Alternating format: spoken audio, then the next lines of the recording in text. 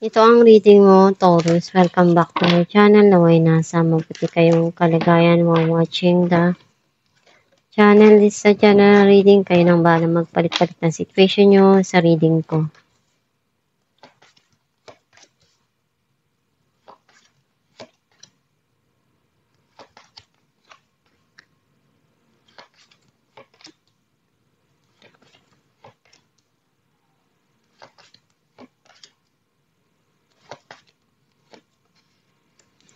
At the bottom of the deck, Queen of Cups. I feel like ang nasisense ko na energy mo, nakita ko na andun yung pagmamahal sa puso mo and very sensitive kang tao. Gusto mo palagi na maibibigay sa'yo yung pag-aaruga at pag-aasikaso. Yung pagmamahal na hinahanap mo. Gusto mo yun na maramdaman. Ang mensahe ng card mo, may gusto ka ditong sabihin or gagawa ka ng paraan para dun sa mga nangyayari ngayon sa buhay mo. Mapagbigay kang tao, kung ano yung kaya mo, itutulong mo. Gusto mo munang bigyan ng time yung sarili mo para makapagpahinga at makapag-isip-isip.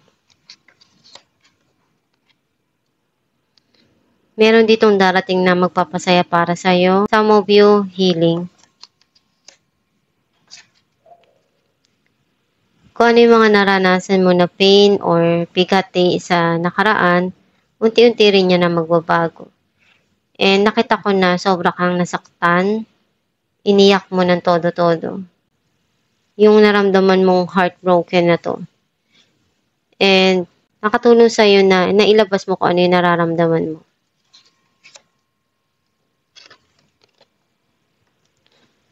Meron ka ditong gusto mong simula na bagong proyekto or i-grab na project. Some of you may gusto kang simulan dito na bagong creative arts or magkakaroon ng spark, yung relationship or yung pakikitungo sa isa't isa.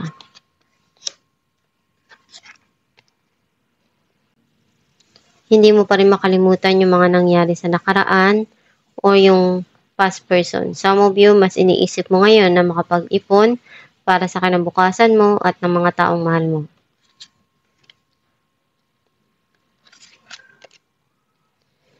Feeling mo nagpubulag-bulagan ka doon sa mga nangyari kahit alam mo naman na kung ano yung dapat mong gawin or alam mo kung ano yung nangyari doon sa situation. Some of you, kung ano yung mga pinagdaanan mo, na-overcome mo na at nalalagpasan mo na yung mga pagsubok na yun. Clarify natin ang Knight of Swords. Queen of Wands and Five of Cups. Andun yung panghihinayang mo or pagsisisi mo doon sa mga nawala. Pero inisip mo na ganun talaga ang buhay. May mga pagdadaanan ka at ma-overcome mo din yun. At magiging okay din yung lahat. And ngayon, mas gusto mong gawin lahat ng kaya mo para sa sarili mo. Clarify natin ang Four of Swords. King of Cups and the Star. Andun yung pagmamahal nitong tao na to. At hindi nawawala yun.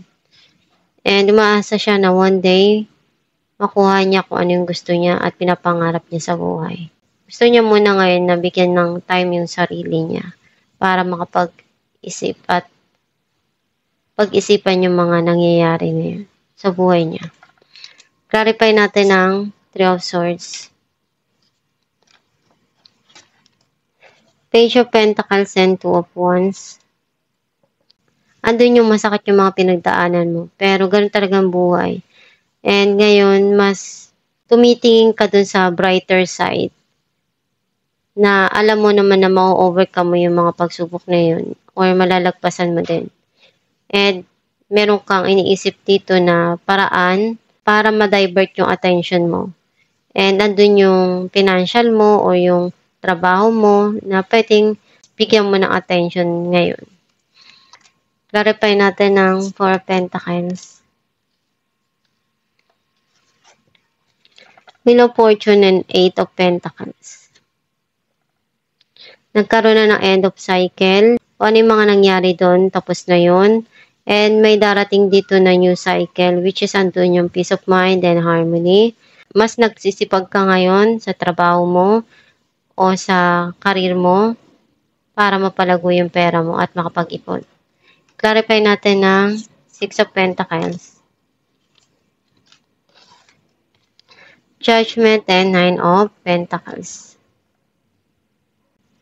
Natututo ka ng maging independent at masaya ka dun. And nakikita mo na unti-unti mong na-achieve yung mga pangarap mo or may hinihintay ka na justice na gusto mong makuha. Clarify natin ang the Sun. King of Wands and Seven of Cups. May mga opportunity na dumarating sa buhay mo pero hindi mo alam kung ano yung gagawin mo or pipiliin mo. Some of you, itong tao na to, marami siyang option. Pero, ikaw yung mas napupusuan niya. And masaya siya kapag kasama ka niya. Clarify natin ang Ace of Wands. The Emperor and the Magician. Gagawa ka ng paraan para sa mga pangarap mo at sa kung ano yung gusto mo. And, alam mo kung ano yung kailangan mong gawin doon sa mga nangyayari sa buhay mo. And para doon sa mga pangarap na gusto mong abutin. Hinihimay-himay mo kung ano yung kailangan mo na gawin doon or hakbang na ibibigay mo doon. Kung ano yung gusto mong makuha or maabot sa buhay. Or kung ano yung mga pinagdadaanan mo. At maibigay mo kung ano yung tamang solusyon doon. Clarify natin ang Two of Swords.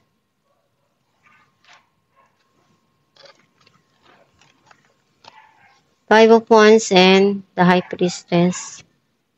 Feeling mo nagkaroon ng struggle doon or conflict sa situation na yon. And nararamdaman mo na kung ano yung dapat mo na ibigay na sagot doon or kailangan mong gawin. Some of you need to listen to your inner self.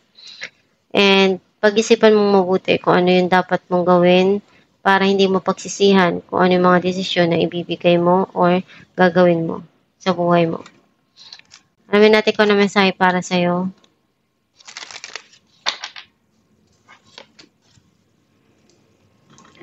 I heal the habit of fear and I embrace the habit of love. Ang mensahe para sa'yo na huwag kang matakot sa mga pinagdadaanan mo.